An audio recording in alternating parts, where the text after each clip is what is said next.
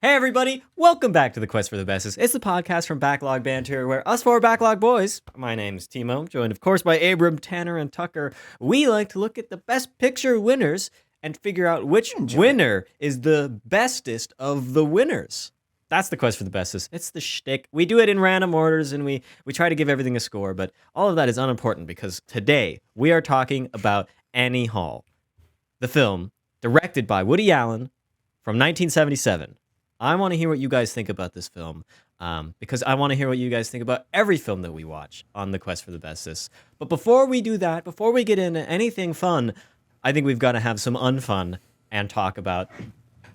Tucker's already asleep. Let's talk about what we did last week. Last week, we last episode, we had a great time discussing A No Country for Old Men.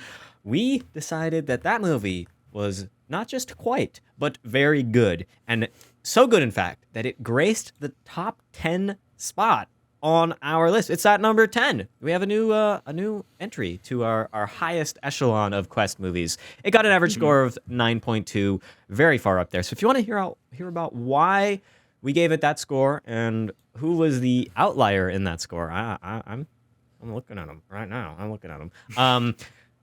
Go check that review out. And now I will pass it off to Abram, who's got some featured comments from the weeks that were leading up to this recording. Yeah, because here's the thing, Timo. You love hearing from us about our thoughts on these movies, but what I love even more is hearing from our community about the canon of Quest for the Bestest. And today Our blessed community. Yes, we've picked out two fine selections, and I want to start by going back into the old vault. Only the ripest. I want to go back into the old vault for a second, and I want to talk about Around the World in 80 Days, because you guys do a great job at commenting on old Quest episodes. New ones, for whatever reason, not so much, but you love going to that back catalog. And we have our friend and possible AI, Brian Mui, here with a comment that I'd like to read out, who says about Around the World in 80 Days, quote, "The movies is what the UK spirit was, but today all losted. No gentleman, no on time, no promise, no wise, no exploitation. Everyone stay comfort zone. Services average." Now, all I really want to know, there's just one thing I want to know. Brian, are you a robot? Let me know in the comments. Are you or have you ever been a robot? Do we need to go through Borg de-assimilation with you to unbecome a robot? We need to give him. Oh God, what's the test void from conf Blade Runner? test? Yeah, of course I know that. The void conf test. That's exactly what I was about to say. But I don't think you would pass. I don't think you would. I think you would get shot if you tried to administer the VK test. Cells. Brian, you come across a turtle. It's on his back. What do you do? But we also have a comment. We got one comment on No Country for Old Men, and I am sorry in advance for what I'm about to say. This comes from a treasured friend and new member of the community, Mum Rumpumpole. If that's wrong, I apologize. But I also want to praise you after that apology because you left a very insightful comment about No Country for Old Men. You said, quote, "Wonderful observation about the men being all examples of classic ideas of masculinity. That really rang a bell for me and made a movie that I never liked all too well a tad more interesting." So thank you for principally sort of lauding my intellect. So yeah, I like that comment quite a bit. And thank you. Changed someone's mind? Wow! Look at that. I would add, thank you for leaving a comment that isn't bemoaning us for espouting woke politics or about the film itself being woke politics. We hate those comments. We don't like to see those comments. Yeah, we're getting this weird like anti-SJW fucking grift in our Quest comments, and I want it to end. I don't think it will, but we're probably just going to acknowledge them only in our Discord. Our videos are on the funny. internet. Right. Yeah, I think it's just growing pains, of course, of having a presence on the internet. Right. Attracts a certain number of lives. Well, let's move past all that and head to Annie Hall. Who wants to give a little synopsis of what this film is all about? Tucker, I kind of think you want to do it. Sure, I guess I kind of do. But because it's actually very easy. to give a synopsis for this film because Woody Allen does it himself. In the opening moments of the film, he has a talking straight to the camera and just explaining what the film is about moment, which does tie into some of the filmmaking choices as we'll talk about later. But he's like, hey, my name is Alvy, and I've got problems with women, and I've had problems with relationships in the past, and I recently broke up with my girlfriend Annie Hall. And the film sort of non-linearly ends up accounting their relationship through multiple different sequences across the span of the time they knew each other, a rather long span. And through that, you are able to piece together what their relationship and dynamic is like, how it evolved, and how they learned from each other as people. And for me, this is one of the great examples of how to show people connecting to one another in a film. And spoiler alert, I really like this movie. I talked about this at the end of the last episode, but I'm a big Woody Allen fan, and this film winning Best Picture is just so weird. But for me, it's really exciting because I like this movie quite a bit. Oh, there you go. Tucker has already given us his initial thoughts. Who wants to follow up? Might as well, Yeah, just I'm already roll talking. them up into it. It's a package deal, I'll go because this is also my second time watching this film. And Annie Hall is a good movie. I really applaud Woody Allen's comedic writing skills in this because, as Tucker and I joked, Woody Allen just says whenever he's making a film, he's like, "What if I were in a humorous situation?" And then he just sort of takes that off the rails into Fantasyland. That my favorite aspect of this film is the out of reality sequences that his mind just sort of spins off into. Whether that's waiting in line at the movies and wishing you could pull in the filmmaker that whatever snob behind you in line is talking about, or going into an animated sequence reminiscent of Snow White. I think this film takes quite a few of really interesting turns in its creative visuals and writing and stuff like that. Which is why I agree with Tucker that this is such an interesting win for 1977. I'll say that this film gave me a good chuckle. I laughed at this film. I thought it was pretty funny. I'm still kind of digesting it, what it has to say about relationships and what it has to say about people. And I don't know if I've arrived at any conclusions thematically. So maybe I'll be helped out. But I did enjoy those other elements.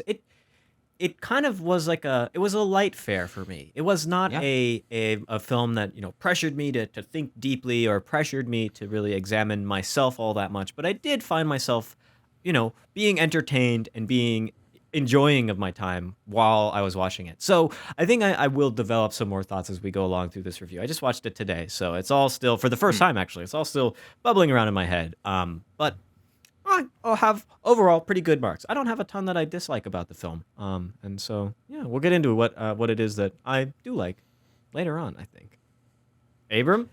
Yeah, I was laughing my ass off watching this movie. I think this is so funny. I think this movie is so funny. Consistently laughing out loud by myself in my room, and that's not something that films could do too often. But Woody Allen is just the script has no, as to your point, Tanner, no real care about building the fabric of reality in a way that really makes sense. And I think that that's quite lovely. And there's a little bit of Norm Macdonald in there, a little bit of Mark Normand in there, right? Obviously, guys inspired by stuff like this, and I love them, and I really love the tone and the experience of watching the film. I don't know if the film is too one note for me, because I think it does have a lot of sort of emotional depth that is sort of unpacked through a lack of unpacking as the film goes on. I think sort of as Alavi's humorous veneer starts to fall apart as the movie winds down, you start to sort of reach some sort of truth about his character. But I think light fare, Timo, is a good way to put it, because I feel like I don't know if I feel like it's lacking emotional impact or what, but I find myself watching it, loving being in its world, and then stepping away and just being done. You know what I mean? I don't see this as a film I'm going to reflect on beyond its sort of whimsical comedy, which I absolutely loved, and obviously buoys this film a lot. But outside of that, I'm not sure what it really has to latch onto. Yeah, I think that one thing that I can really tell you is there's a genre of these movies out there, And so you've just scratched the surface. And guess what? It's called Woody Allen's filmography because he's done almost one movie a year since 1967, and a lot of them are a lot like this. And guess what? I'm in the exact same boat. When I first watched my first Woody Allen movie, which was The Purple Roads of Cairo, one of my favorite movies of all time, I got onto a Woody Allen bender on the when the pandemic had actually just started. So I had basically nothing else to do, and I was just watching like 12 Woody Allen movies in the course of 2 months. And this movie really stands out to me watching it on a rewatch because of how different it feels with its world building and emotional connection. Because for me, as someone who likes comedy and fast writing and connects to characters a lot more deeply when I find them personable through humor, this is one of the more investing films emotionally that I personally have seen in this Best Picture lineup, because with that sense of comedy and sense of whimsy and playing with filmic structure, I am able to really hone in on not what's being overtly told to me about emotion, but what is being implied through dialogue, through action, through interactions, through what is shown and what is not shown. In a way that seeing someone break down crying in some of our other Best Picture winners, like a Titanic, which is a movie I love, or a Moonlight, which is a movie I love, I find this a lot more satisfying and interesting because it's subverting what you expect. And what this film exists as is a flipping on the head of the romantic comedy genre. From the screwball comedies of the 30s and 40s to the 50s and 60s, light screwball comedies, where every movie is structured the exact same way, coming from It Happened One Night, which we also reviewed, or The Apartment, but where we're not following a Cary Grant or a Rock Hudson. We're following the entire opposite of that. A guy that maybe you don't like. Maybe you wouldn't want to talk to this guy, and maybe he wouldn't want to talk to himself. But those kind of people also find love, and they build relationships, and relationships that falter and fail. And Annie Hall has such interesting things to say. Both the person and the film has such interesting things to say about the nature of relationships that gives you a new perspective on what a romantic comedy can be. And of course, Woody Allen's own genre is deep. He's done a lot of movies exactly like this, and it's influenced what we see romantic comedies as today, of more personable people, more relatable, not perfect Rock Hudson, Audrey Hepburn types in our films. Yeah, Tucker, I think you bring up a good starting point for a deeper discussion, and that is the characterization of Woody Allen by himself as Alvy Singer, who is basically himself. Yes. From what we know. From what we know, yes. And the film follows his relationship with Annie Hall as portrayed by Diane Keaton, who obviously Woody Allen and Diane Keaton were actually dating at the time that this film was made, and it's largely based on their real relationship.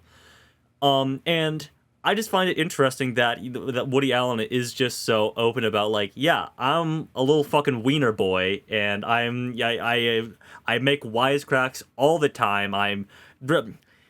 What's interesting to me about his character in this is that, does he have redeeming qualities? I'm not so sure that he does. Like, he's sure. I don't even know if I could say a absolute good thing about Alvy Singer is my thing. But I like watching him. He's highly entertaining. That's what it is. Yes, but here's the thing. That's a good quality. Would I date Alvy just Singer? Like me. Yeah. Would I date Alvy Singer is my question. My answer would be no. I think my answer would be no. No, I would hope not. But that's actually the core, I think, of this film's narrative, is the self-introspection. And that quote that he keeps bringing up about how I wouldn't want to be a member of a club that would have a member like me, or I'm paraphrasing.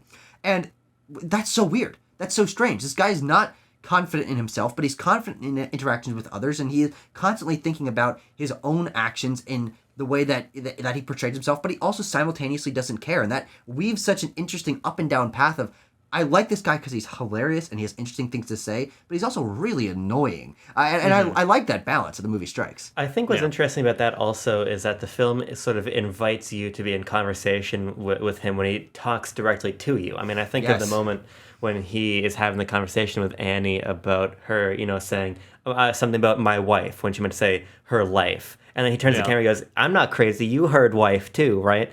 And it's this sort of interesting... The subtitles say wife as well.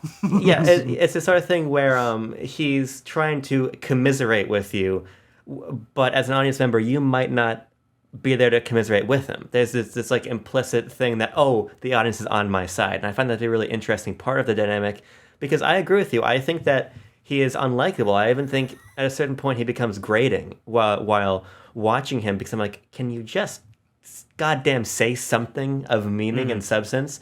But I don't say that as a knock against the film, because I think how the film situates his character is really fascinating and part of what makes the movie so entertaining, because there's this tension even between him as a fourth wall breaking narrator and the audience who's not really rocking with anything he has to say. Yeah.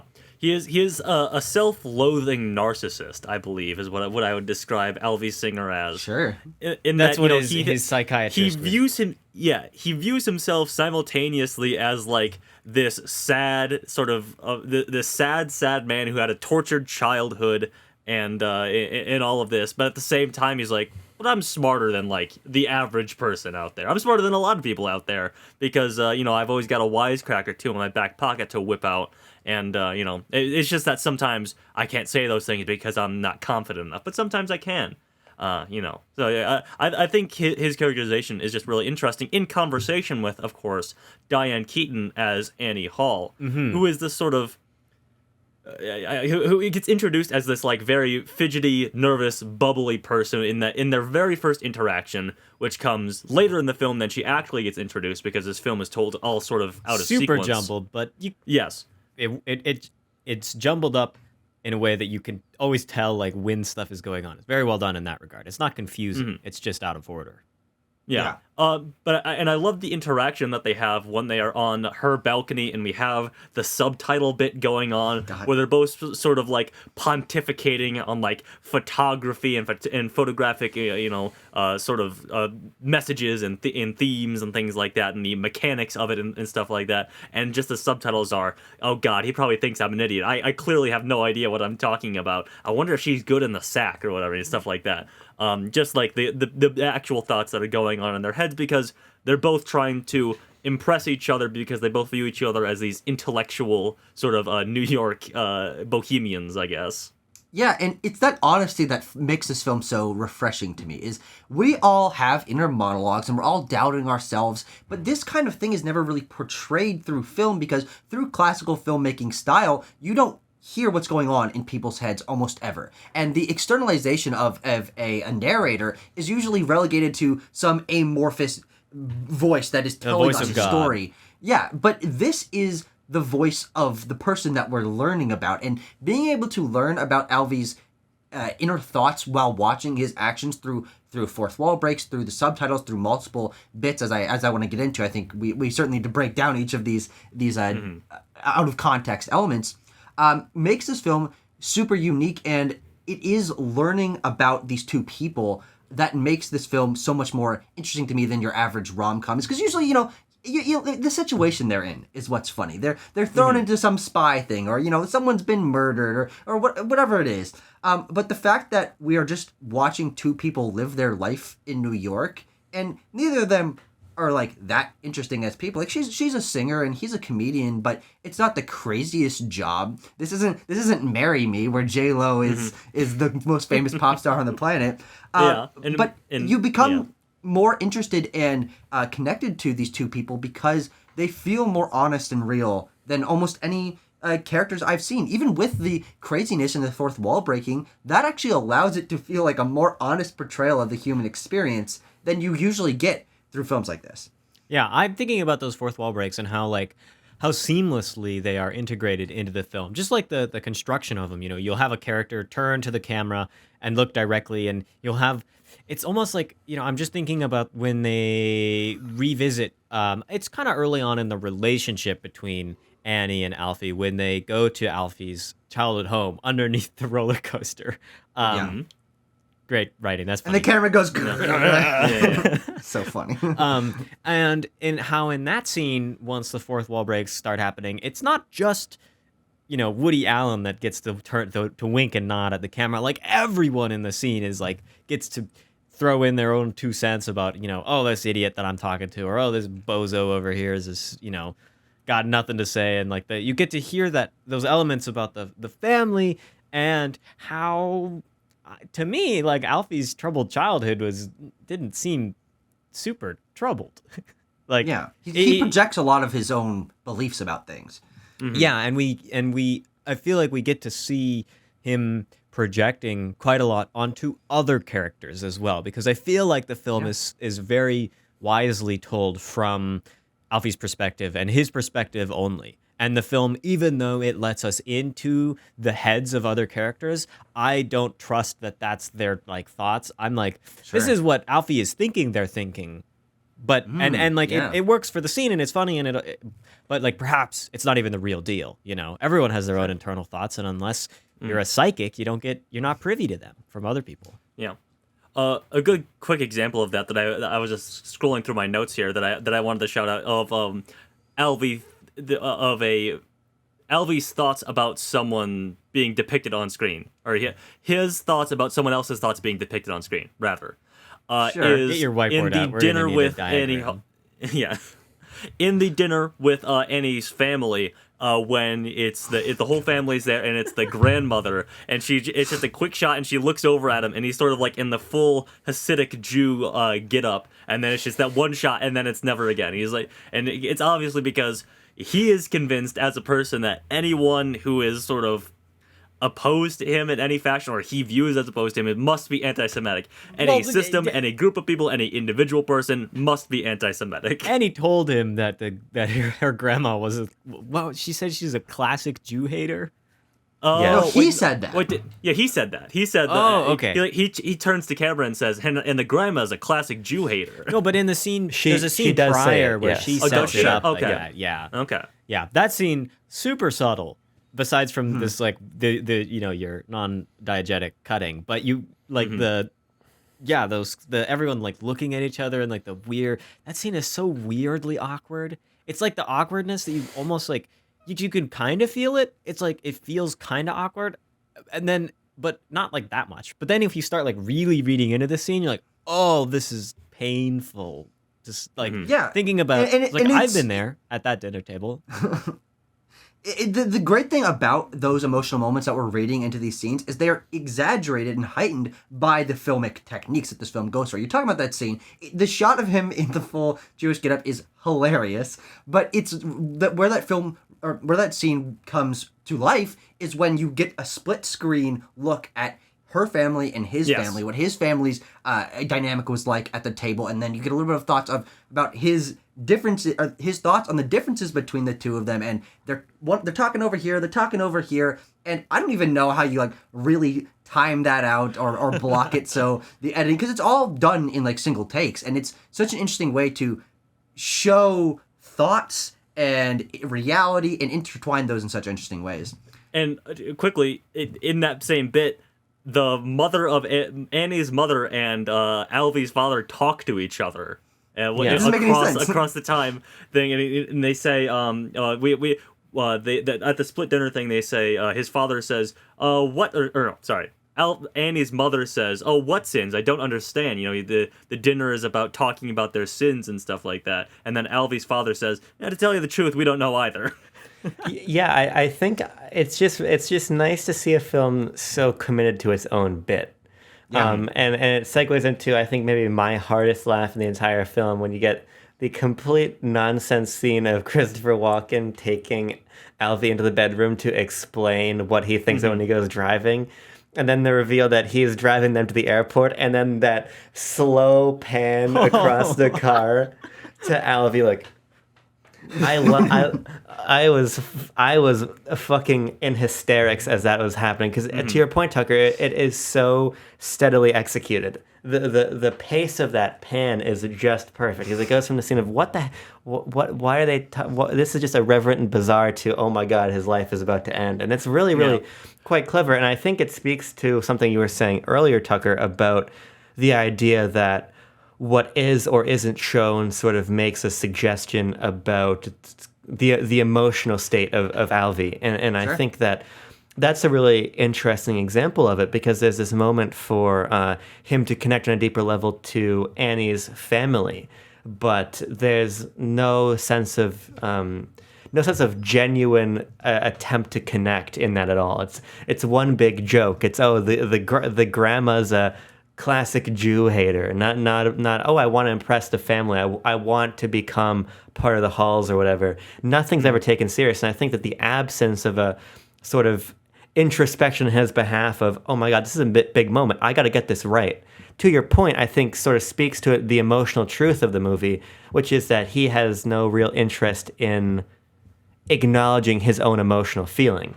And I think it's really interesting, this idea that I feel is explored across the entirety of the film. I can see where you're coming about that idea, Abram, because when the film has this kind of interesting and I would say advanced discussion on therapy and therapists. Yeah. Alvy makes a big point. What do they call it though? They don't call it that. Analysts. Yeah, he's been going and seeing the analyst for 15 years, and he hasn't made any progress. And by the end of the movie, he doesn't make any progress either, which would seem to indicate that you're correct, Abram, in his just unwillingness to realize and to accept his own emotions. And perhaps his comedy is a deflection of that. Whereas Annie is kind of the opposite of that.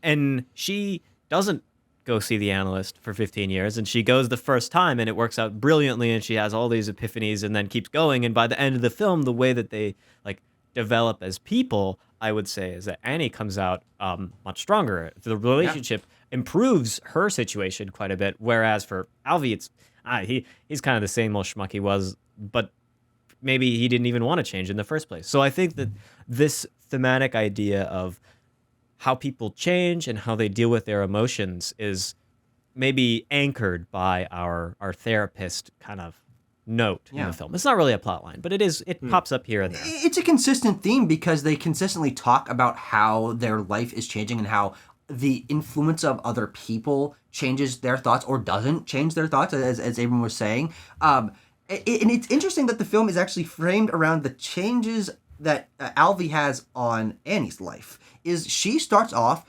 thinking that, she's a nobody. And she thinks she has potential, but doesn't really have the confidence to realize it, and never really fully dedicated herself to education or to her career. And the thing that you were saying, Tanner, earlier about how Alvy doesn't really have any redeeming qualities, that is true on his personal perspective, or on in terms of just himself as a person. But he actually does have a very good positive influence on Annie's life. And the way that you watch her grow and learn to appreciate intellectual conversations and realize herself more as a feminist person that sort of flowers over the course of the film, and become an actor and want to have her own life. There's a really interesting intertwining there of where Annie is, and I think we should talk more about her. She's nervous. She's a good person. She just wants the best out of people, but she doesn't have the confidence that she needs someone else to sort of be able to pull out of her. And the way that their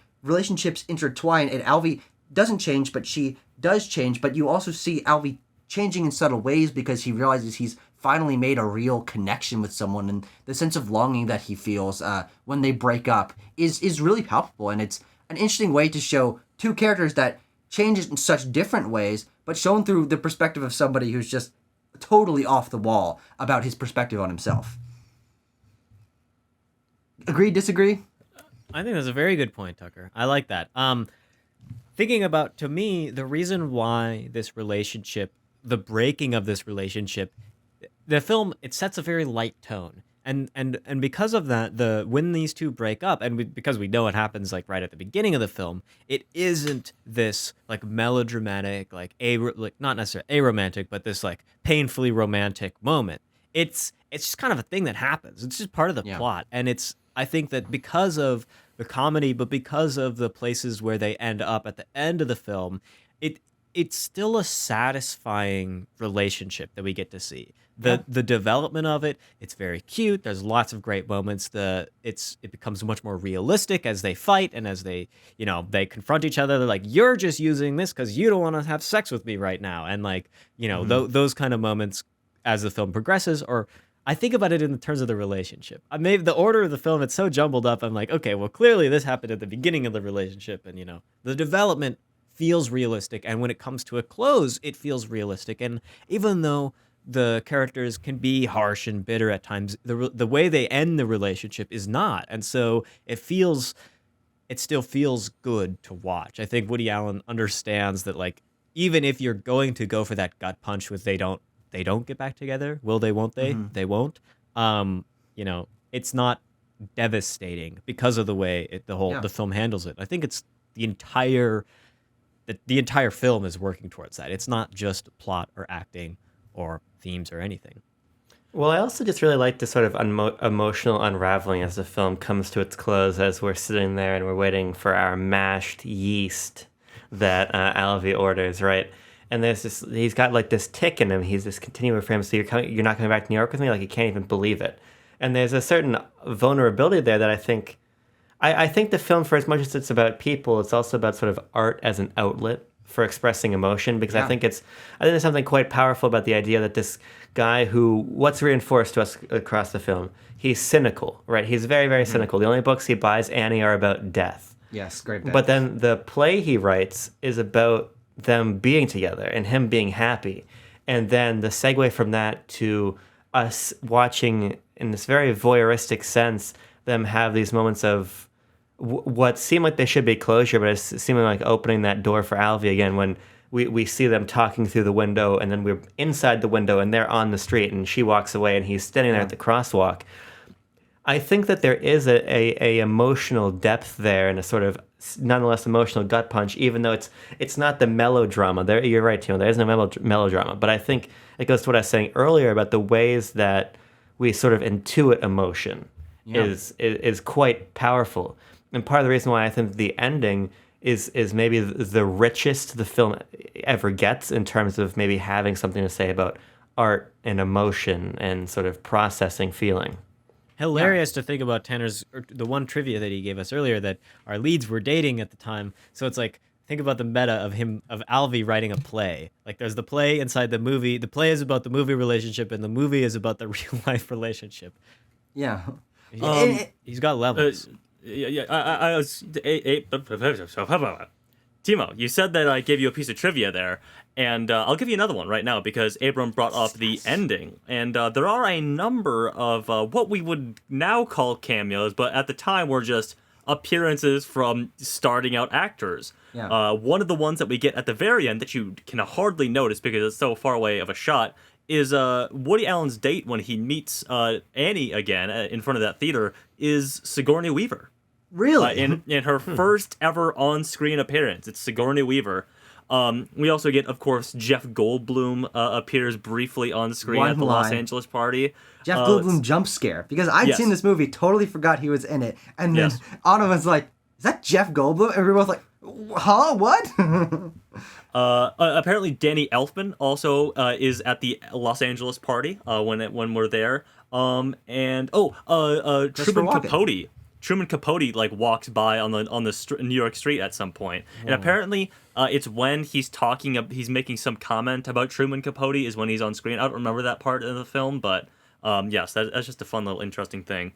Yes. And along that same line, when he pulls out that director McLuhan at the movie theater, Woody Allen did try to get some other bigger names that we would more recognize, such as Federico Fellini and Louis Buñuel. It would have been so funny if he got Fellini or Buñuel. Oh my god. Yes. Because I have no idea who that person they were talking about was. I don't know either. You're talking about the part where the obnoxious film bros standing behind him? Yeah. He's like, wouldn't it be great if you could do this? You know nothing of my work. But I did have a question.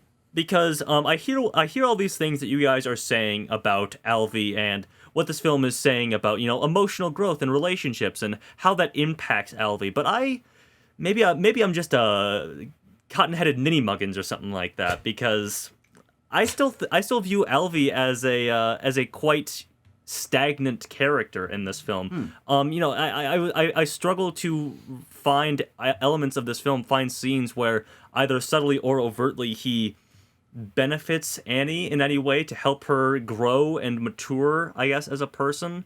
Maybe I'm just completely glossing over those elements of the film, but I just didn't recognize those same things that you guys were talking about. I mean, Tanner, I think I agree in large part that he doesn't really change, but the film is so non-linear that I think it's maybe mostly just trying to express this sort of central idea that beneath all of Alvy's Alviness is that man who wants to write a play where he's with Annie in the end, right? I don't think it's as much about growth as it is sort of about revelation, which is maybe part of the reason why, on the whole, I find the film to be kind of flowery, because you're right. There is no real sense of arc to follow. There's a lot of him being indignant, I think intentionally so, like a very funny man on the street sequence as he's talking to other people, where he kind of continually refuses to take accountability for anything that happens in his life. And I think you're right, Tanner. I don't really think that changes. I think he sort of comes in and he makes demands of people and says that they're stupid if they don't listen. Mm-hmm. But nonetheless, I think we learn more about what's underneath that veneer as the film goes along.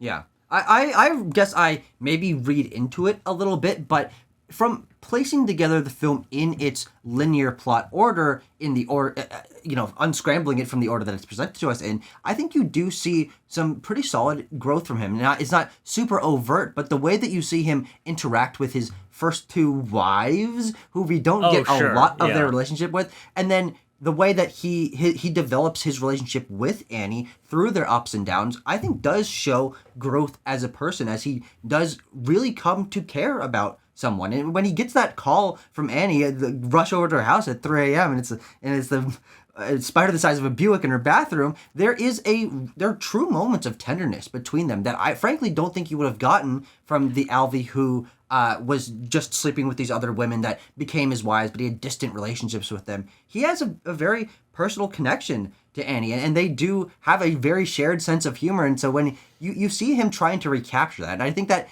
in that moment when he tries to recreate the fucking lobster bit, holy crap, it's so funny. But that is a moment that shows character growth, in my opinion, because that person, we wouldn't have gotten it from the person that we started with at the beginning of the story, of him walking out on the stage or not quite understanding what other people are thinking. He has a connection to Annie, and that's why he's chasing after her so much. And maybe that's not like the most satisfying or interesting character growth, but it's probably the most growth we're ever going to get out of Alvy Singer, which is why I think it is so satisfying to me on an emotional level, because I feel like I know this guy, and watching him change even this slight bit and having a true emotional connection with someone shows that even the most cynical of people are capable of some amount of change. Sure. Perhaps it's the film being clear about him not changing, that we have other characters who do change, and that when you have that conflict between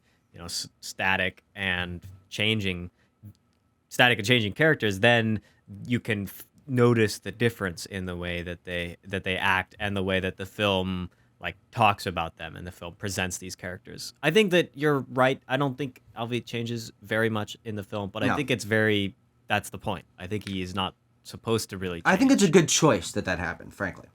I think what's kind of interesting about it is that we get that early moment of him being recognized on the street when he's waiting for Annie to go see the movie. Mm-hmm. And he's like, oh my God, uninterested or completely unwilling to take any sort of compliment about his work or sort of recognize who he is, and was very hesitant to sign the autograph or whatever.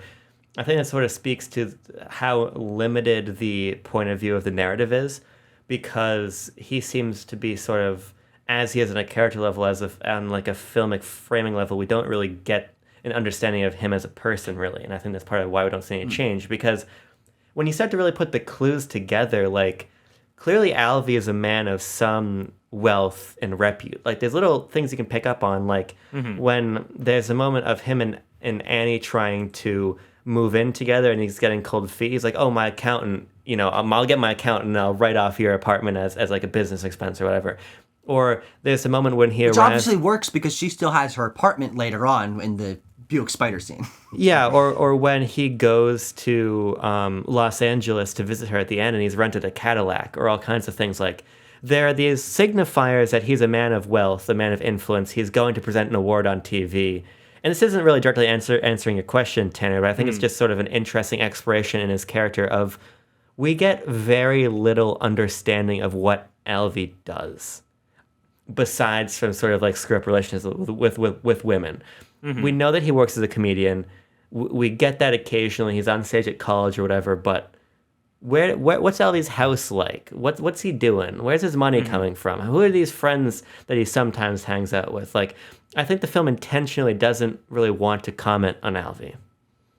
Yeah, Sure. and I think that's probably because we're watching it so far up his own ass that it's hard to see who he is from the outside.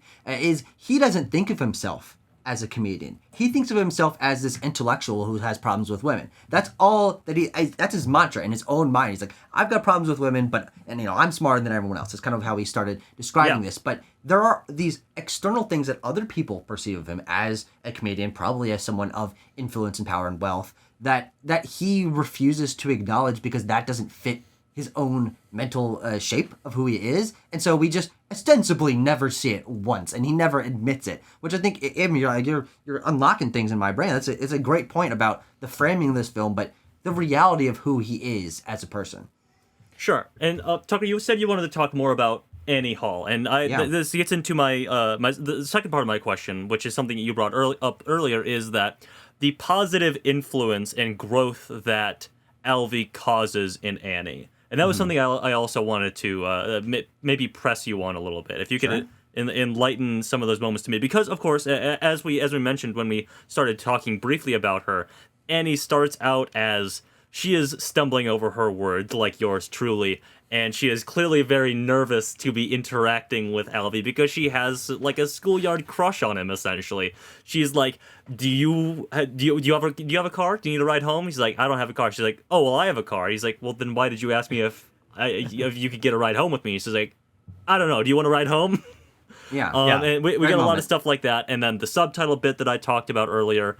And, she is a singer, and she's clearly not very confident in that until she, ultimately becomes more confident late in the film when we get basically an entire song from her, from Diane Keaton, Which ends the film. Yes, who I love in this movie as well. God, yes, she has a great screen presence. I mean, she's in that costume in that post-tennis game scene that I was talking about. Her own clothes, by the way. That was not a costume. That was just Diane Keaton coming to set in her own clothes. But I guess my question still stands about like the growth aspects that come out of Alvy and Annie's relationship.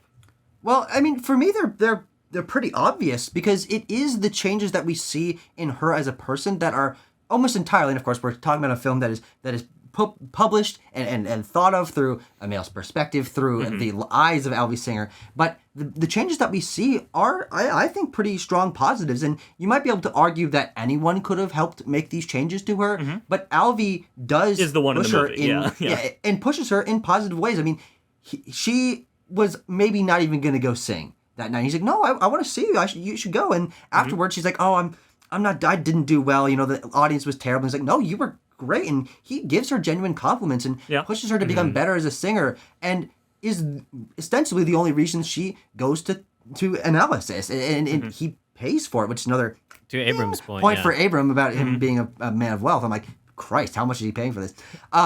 It's the 70s. It probably costs like 25 cents or whatever. It's true, inflation and all that. Yeah. But pushes her to go back to continue her education, which allows her to become more confident in herself, and that's where the divide comes. Is Alvy is so focused on what he wants and how people are at the moment he likes them best, is that when they change, he can't even believe it. Like he tries to tell her to go learn about these crazy things, and the moment that she's passionate about it and starts learning more about the world, he's like, no, that stuff's crap. Education's for phonies. And so I think there's pretty overt ways that he pushes her to change. I mean, who knows? She might have achieved those things on her own, but it is the influence that the two have on each other that is pretty clearly explained through these differences from her at the beginning versus her at the end. Okay, I see what you're talking about now, because I assumed that you were talking about like more thematic, emotional level things as opposed to like material things, which is the examples you gave. So yeah, okay. Well, it's material stuff, but it's also emotional stuff and confidence and intelligence. I get it. Yeah. See, I don't necessarily. I agree with you, Tucker, on the surface material level, but I completely disagree on like an emotional level, because I think that in the examples you give, for instance, he tells her to stop going to school when she starts to strike up some sort of romance with a professor. So he's got a very selfish reason for her to stop going to school. Sure, that's true. It's as soon as her going to school gives her more possibilities, like sexually, that he's like, no, you got to stop going to school. Or even It's the same thing going to LA too. Yeah, going to LA, he shuts down her going to the party with the producer the first time around, and then he goes to LA basically against her career progression to yank her back to the East Coast. And even the analysis thing, when we get that sequence of them both at the analysis together, there's this, Annie's basically explicitly saying that she feels like him paying for this is like a sexual bargaining chip in a way. Sure. So I don't really see anything he does as being in her interest, really. I see it basically as being in service to what he ultimately wants out of her. Yeah.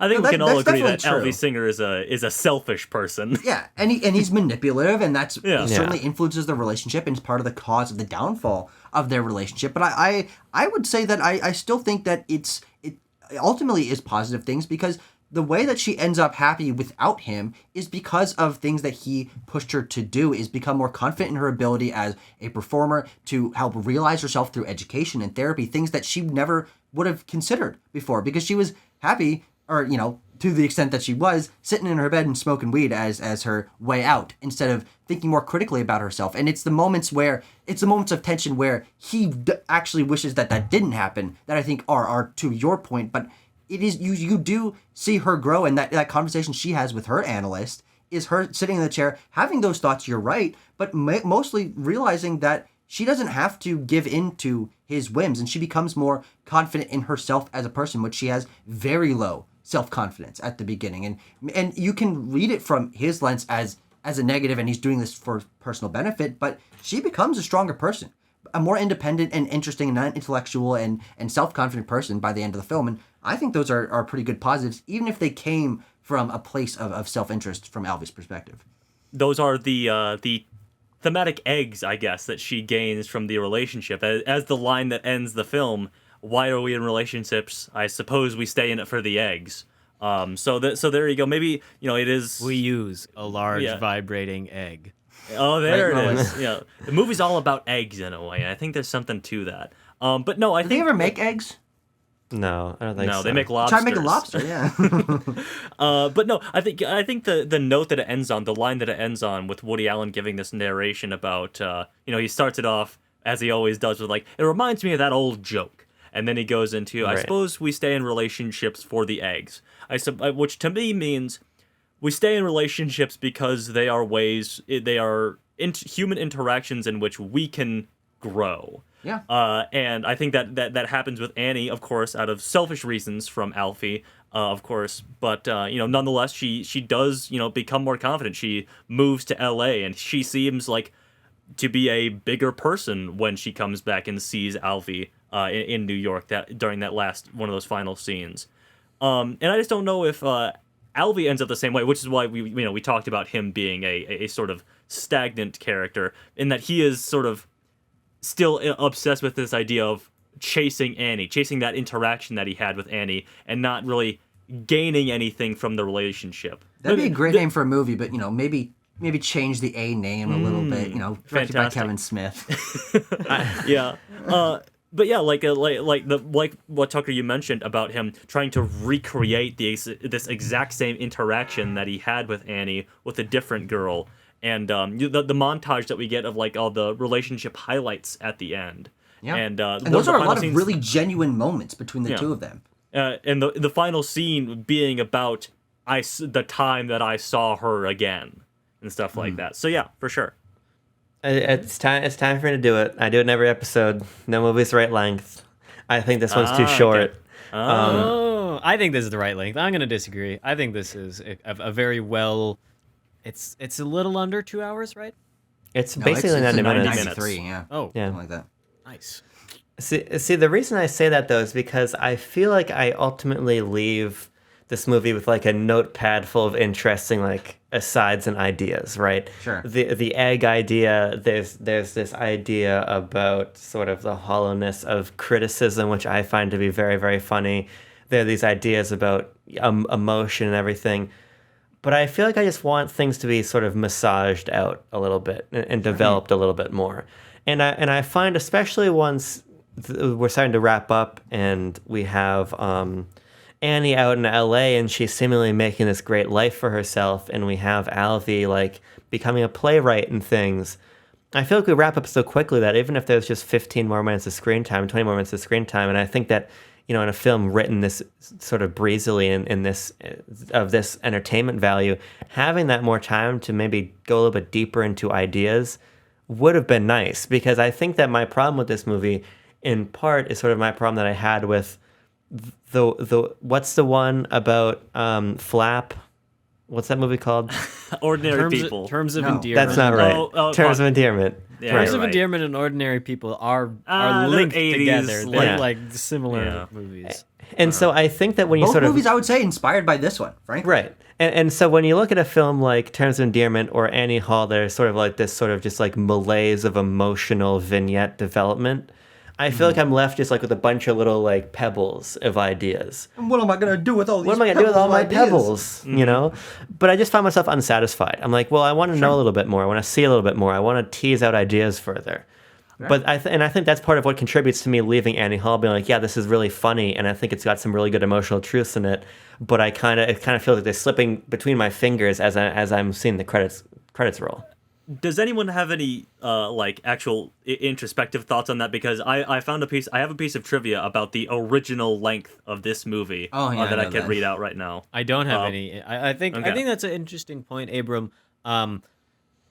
I found myself satisfied with the relationship and the emotional depth of the film. I would say, given its other tones, it's not. It doesn't start off and be like, all right, today we're gonna make we're gonna make you cry, and we're gonna make you think about the world a little differently. That's not really like what the movie is trying to say right from the beginning. True, But I think the see reason what point you're making. I mean, it makes sense to me. No, it certainly does, but I think the reason that doesn't hamper my enjoyment is because the film might not make you cry and think about the world differently, but for me it makes me laugh and think about the world differently. And it also has some incredibly unique filmmaking qualities that basically no other Best Picture we've watched has even thought of touching. So those are three strong enough pillars to me that this like creative expression, and also through the lens of we're watching a movie about Alvy through the eyes of Alvy, and he doesn't want to open himself up emotionally like that, and basically just watching the movie as a 90-minute comedy that has some interesting filmic qualities and interesting thoughts about relationships and love and development, personal development that we've talked about at length here, it is enough to me to feel satisfied. As I can watch plenty of other movies that give me emotional gratification and tie up their loose ends nicely, but this one doesn't do that, and in its messiness, it actually feels more honest to the reality of relationships. And these two people that we're watching don't have their ends tied up nicely. And maybe that's just how that's how the cookie crumbles sometimes. It's probably the overuse of a large vibrating egg that would cause them with untied ends, I would say. Sure, true. Anyway, Abram, let me know how this length tickles your fancy here. The first rough cut of this film ran 2 hours and 20 minutes long. Among the scenes eliminated were Alvy's former classmates in the present day, Alvy as a teenager, a scene in a junk food restaurant featuring Danny Aiello, extensive additional scenes featuring Carol Kane, Janet Manglin, Colleen Dewhurst, and Shelley Duvall, a fantasy segment at Madison Square Garden featuring the New York Knicks competing against a team of 5 great philosophers. God, that would be so funny. Yeah, there's also Like the moment an extended... when he runs away from the party to watch the Knicks game. Yeah. There's also an extended version of the Christopher Walken driving scene. So yeah. Sounds like Christopher Walken just crashed right now. Yeah, I think so. We got a whole bunch of things going on here.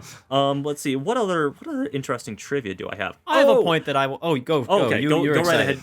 You know what? We'll break up the trivia. Okay. Give me your actual thought, Timo. I am usually not a man to notice picture editing very much in a movie. I notice it subliminally. In this movie, oh boy, do I believe that this picture editing is extremely important for the comedy. It might seem kind of obvious, but I will say my favorite comedic moment is the cocaine scene where he's being pressured to do some coke, and he's like he's about to give in, he's about to do it, and he puts the little bit of it on his finger and he puts it in his nose, right, like oh my god, the writing. So he gets told it's very expensive, and then he puts it in his nose. Achoo! The powder goes everywhere, and then boom, we cut, and we're like 4 months later down the road. That scene, that cut is like one of the funniest cuts I've seen in a long while. And because they hold it for like 2 frames. Yeah, and then they cut. Yeah, the technique of cutting on the joke is used over and over and over in this film, and it really works. It really works well. Well, it's used not only for jokes, but for jokes that also have like dialectical meaning in a really interesting way. So they'll be having a conversation of something. Dialectical meaning? No, genuinely. I mean, seriously. They'll be talking about someone or talking about a moment, and boom, we cut back to that scene in a way that connects them, even though they're worlds apart in terms of time, in terms of development of our characters, really seamlessly. So the film does feel interconnected with itself, even though it is ostensibly an unsolved jigsaw puzzle. It's you opening the box and looking at the pieces, and you're like, there is a story here, and it's connecting just those couple pieces. It's like if you took the jigsaw puzzle and made it one long line, and you're like, this doesn't quite make a full picture. Well, that doesn't make sense. Well, you know what I'm saying. That's dialectical right there. It connects in reasonable ways, even though the picture isn't completely solved in the order that you're watching it. I'm gonna go build a puzzle like that right now. Don't you try to stop me. Let's see. Timo, to that point about a quick thing of trivia about the cocaine scene. Apparently, an accident. He didn't actually mean to sneeze into the cocaine, but the test audiences loved it so much that they had to build in like dead air time after it happens because it would cause such uproarious laughter in the theaters. It's so funny. Just like that scene, that whole setup, they're pressuring him to do it so much that everyone wants him to snort some. He looks like he's gonna do it, and then it's all gone, and then yeah, really. Let's see. Really funny. The last piece of trivia that I have are alternate titles for this film. So let me know how some of these hit you. The film's working title was Anhedonia. I don't know how to say that, but it's Anhedonia. Bad title. Anhedonia. Anhedonia. Okay, thank you. The inability to feel pleasure.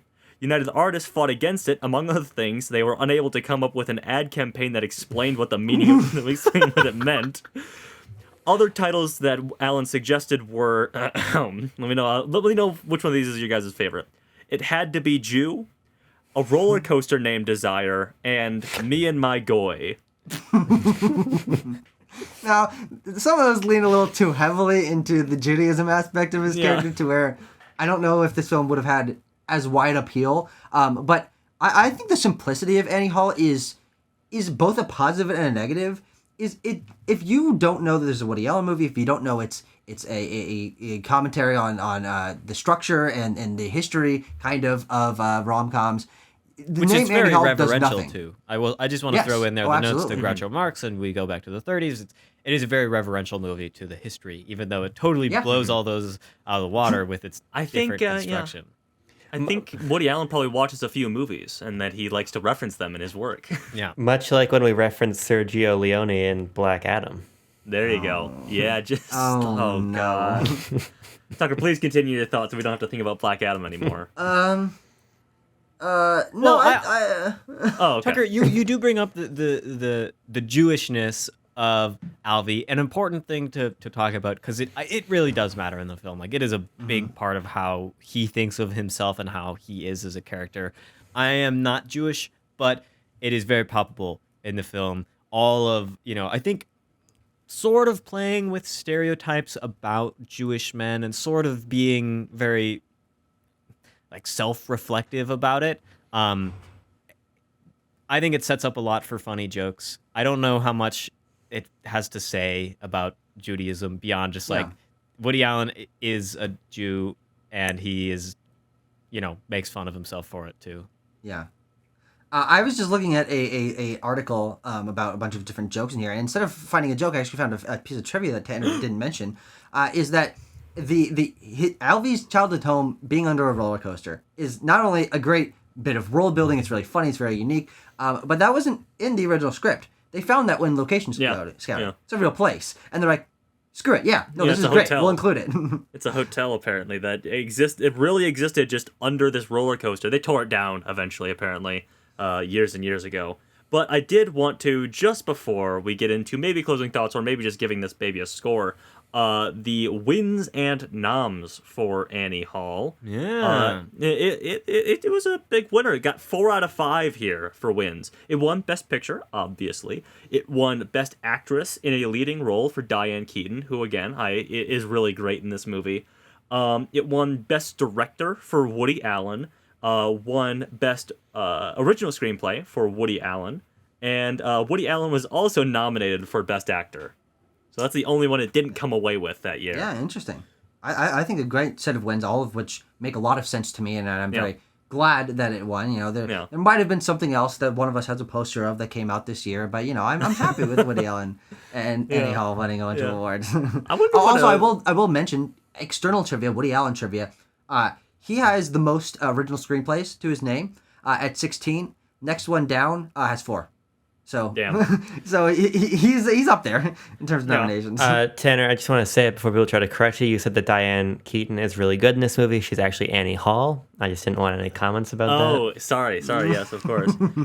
Let's see. Oh, I did want to look up because I was going to say, maybe the only thing that a nomination it was missing was editing, as Timo pointed out. But lo and behold, Star Wars won Best Editing that year. And so anyone who knows anything about Star Wars knows that the original was saved by the edit. Yes. Yeah. It looks like it's really interesting because Annie Hall has basically all above the line nominations and wins.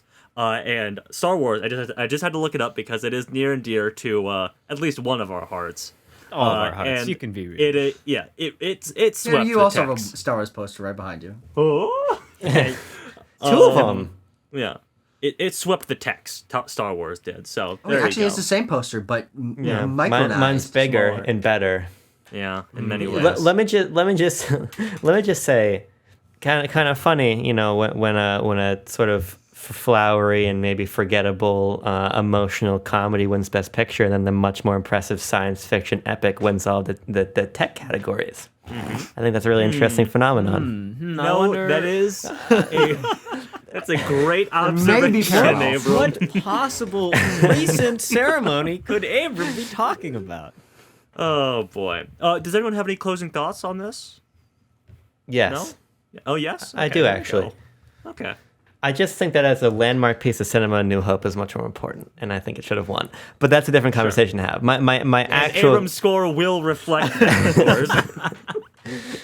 my actual closing statement, and I've been trying to think of a good analogy. It's like we know Hasanabi. Our viewers are mostly middle-aged men, so they probably have no clue who Hassan Piker is. But let me make this a more general analogy. There's a lot of high people who are very fashionable, know a lot about fashion, who wear all kinds of insane clothing together. Like Hasanabi is often wearing these camo pants with these like orange dunks and this weird pullover shirt. Like I look at this one, like there's too much going on. I feel like I can't get anything out of this. But nonetheless, it's considered very, very great.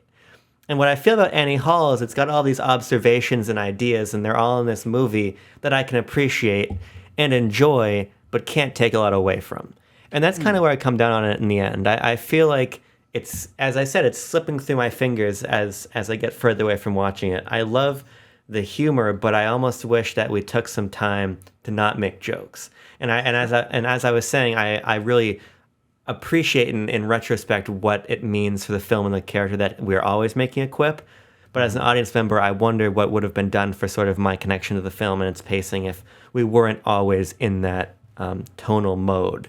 Yeah. And I sort of find myself leaving, as I said, with like a laundry list of thematic ideas that I really like and sort of quotes and amazing jokes. But that's kind of where my love for Annie Hall ends. And it doesn't have Han Solo in it. So that's where I want to stop. It's a great point. Hall. But it has honestly almost more stacked cast. It has than Ian a lot Malcolm of in it. That's pretty good.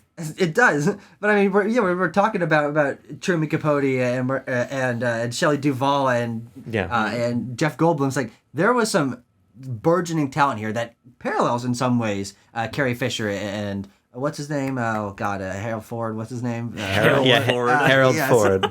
And that other one. And the undiscovered Alec Guinness. Yeah. That's a great point. Yeah.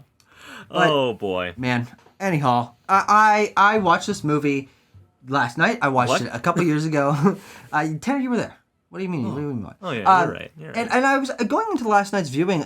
I was a little bit worried that it wouldn't hold up on a thematic reading. It's because I watched this film just as a comedy, as not even as Best Picture. I don't even think. And I was like, yeah, this is fun. It's one of my favorite Woody Allen movies. Woody Allen, one of my favorite directors because of this movie and many others. I recommend Sleeper, very overlooked film. Purple Rose of Cairo, also great. Crimes and Misdemeanors, Midnight in Paris. Holy crap! But I digress.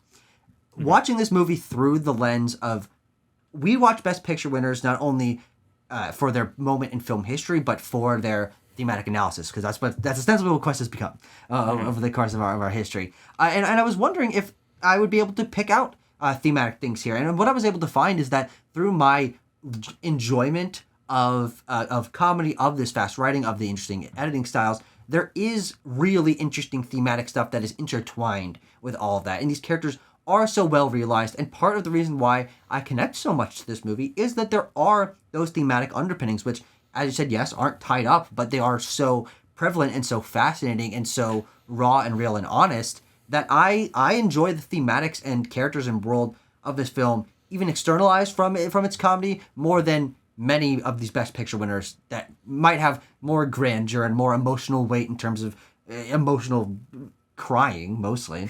But this one works a lot better for me, and because of that, it's easily one of my favorite Best Picture winners and one of the most interesting ones.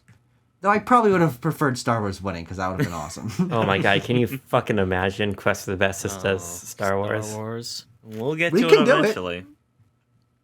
Well, I don't Wink, wink. really have much else to say about this film. I think you guys hit a lot of it. I will say, I have come to a new understanding. My goal that I stated at the beginning did come true. I am now. I feel like I get the You wished film upon a little more. quest, Yeah. and it came true, Wow. as Just it how. always does. Let's see Very if good. our wishes for where this film will go also come true by giving it a score right now. Sure. Let's run for the hills. Yeah, I'm gonna. Oh, I already typed it in. Oops. Oh, Tucker already hit go, so everybody else ready? Okay. 3, 2, 1, Okay, go. fine. I already hit go. And Uh-oh. we don't have an average, but we do have It's okay. some scores. It's okay. It's okay. Um, There it is. Our we average go. is 8.2. Where does that go on the list? Oh, this is my favorite part of Quest. This is my favorite part of Quest. It's Oh, time Lord, to what do we got, deliberate. yeah? We're past the hour mark, and it's time to deliberate. Boom, So, dun, dun, dun, dun, oh, boom, dun. boom! It is Abram's favorite time of Quest because the films we have to deliberate. We should say the 8.2 score for. Yeah, there we go. is it going? we do the it's breakdown? going Oh against no. A Beautiful Mind and Spotlight. And hit the breakdown first. I want to Let's hit those breaks. Yeah. We'll pump them a little bit. Tucker gave it a 9.5, followed by Abram's 7.9, my 7.8, and Tanner's 7.6. So we got 3 hooligans and 1 schmooligan here. Godspeed. You know what I'm saying? Woo, Yeah, doggy dog. Ain't that always the way, you know? There's always a schmooligan among us. Oh boy. So versus Spotlight, which is the bottom of the two. Beautiful Mind versus Spotlight. Hold on. Oh, gee. I just need Oh, to make. gee. This is just an aside I need to make here for a second. I get all this shit for not liking Spotlight, and Timo's score is lower than mine. Now Timo never brings it up. now You in bring it up all the hindsight, time. right? And also in hindsight, I would make that score lower if I could. Lower than Timo's? Lower than Timo's. I The don't real like question here. I'm not a huge Spotlight fan. I Low can be 6. consistent in that. The real question High is, five, low 6. We're not The re-ranking real question is, Spotlight. I'm gonna ignore what's going on over there. The real question is, would we put it above or below Annie Hall? I think we all know what my stance on this, but in case there's any viewers unfamiliar with my Spotlight take, I would put Spotlight well above Annie Hall. I think I would put Annie Hall above Spotlight. yes. Yeah, I think the rest of us would do that. Yeah, So I know. I that figured puts- it was coming. That puts Okay. Annie Hall above Spotlight, but we What still about- have to contend with A Beautiful Mind. Yeah. Let's think back to that film. I would. I know my choice. I'll say it. I'm gonna put Annie Hall above Beautiful Mind as well. I too. liked a Beautiful. I didn't. That one was just kind of like in my mind as I remember it. But this one, I laughed a lot more, and so I'm gonna enjoy. I enjoyed it, like The other the one's viewing not of as it. funny. Yeah, Potentially Beautiful so. Mind, not really a gut busting comedy from my memory. It's got Ed Harris. He's kind of silly. I say below A Beautiful Mind. I say above A Beautiful Mind, even though my score doesn't reflect that. I think this is the more interesting and important and stronger film from a personal standpoint. There you go. Tanner, I said above. Even though you technically shouldn't be voting, who knows? We're putting it above. It's going to go at the top. Regardless. we go individually. Either way, it'd be 2 against 1 anyway, so it goes above. Oh, true. Great point. Yeah. So I put it below Argo though, just so you know. If it had come to that, I would have put it below Argo. If it had come to that, I would put Annie Hall above Argo, just so we have that on the record. Well, good thing it hasn't come to that. Yeah. Annie Hall is gonna go at spot number 34 on our list, right below Argo and right above A Beautiful Mind. So Yep. there you have it. That's pretty high up there. It's right around All About Eve. Another, well, that's not really a romantic Great movie. comedy. It's another great movie, but not quite so. Well, Another movie where I'm the schmooligan and you guys are the hooligans. Yes, of course. Indeed. Well, Indubitably. shall we Let's shall. take a visit to the Might as well spin shall. wheel? Okay, here it is. Mr. Spin Wheel. Okay. Wheel, what's your deal? Give us a movie that makes us squeal. Is it on digital? Is it on real? Wheel, what's your deal? Wheel's deal is number 7. Oh, number 7. Okay, number 7 is actually going to get us a movie that I'm very glad we're watching now, as opposed to not at the beginning of next year, because this movie is actually referenced in an upcoming film. We'll be watching the 1952 Best Picture winner, starring. Never mind. Oh, actually, this has a deep cuts everywhere. Charlton Heston, James Stewart, Gloria Graham, Cecil B. DeMille, and also directed by Cecil B. DeMille. We'll be watching The Greatest Show on Earth. And I say that's referenced because that's the film that Sammy Fableman is watching in the trailer for The Fablemans. So Yes. we'll be seeing that film brought to screen in the modern day. What was your favorite part? You know what I mean? Yeah. Stop quoting on the Fablemans trailer. Stop quoting on the Fablemans trailer. You'll never stop me. We got a whole nother month of me quoting the Fablemans trailer, baby. Well, we Love, family, tear apart. Well, this is a 2.5-hour movie, so we get to go back to the good old days of Quest and the good old days of Hollywood, I guess. I don't really know much about this film. Have you guys ever It's the seen it? greatest show on Earth, guys. What are we talking about? It's Is in it the about a name. circus? Is that what it's about? You want me to read the description here? I'm more of a Greatest Yeah. Showman type of guy. Give me the runtime and then give me the description. It's Like, 2 hours, 2.5 32 hours. minutes. Okay, 2.5. Okay. To ensure a full profitable season, circus manager Brad Baden engages the Great Sebastian, though this moves his girlfriend Holly from her hard-won center trapeze spot. Holly and Sebastian begin a dangerous one-upmanship duel in the ring, while he pursues her on the ground. Tucker, can I actually have the runtime in minutes? I understand time better that way. 152 minutes. Thank you. Are you serious? No. No, he's being a hooligan. And I'm being a schmillion. I gave into it, you know what I'm saying? Yeah. The saying goes as None of us it have said. seen this movie. No. Barely anyone on Letterboxd has seen this movie. Only 9,000 people. That's abysmally Wow, low. for a best. Well, that is the whole point of the Quest for the Quest for the Bestest. Bestest. We get into the deep cuts of Hollywood history, and this might just be one of them. We'll see what we think of this film next time.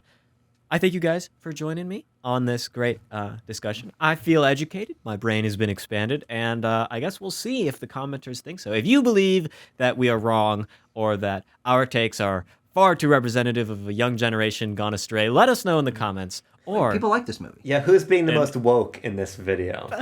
And of course, everyone should tune in next time for the greatest show on Earth. Well, we will talk about the greatest show on Earth. The Greatest Show on Earth, Quest for the Funny. Bestest. That's We'll be funny. back for The Greatest Show on Earth. I'm going to repeat Tanner's joke. It was so good. Greatest quest on Earth, boys. The Greatest Quest on Earth next time, right here. Until then, peace. Sure. It's B-real time, Timo. Put your B-reel up like you're holding it, like you're cool. Oh, there we go.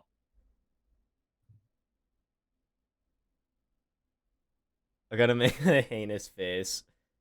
So I'll read that as a joke, but then we actually did get a.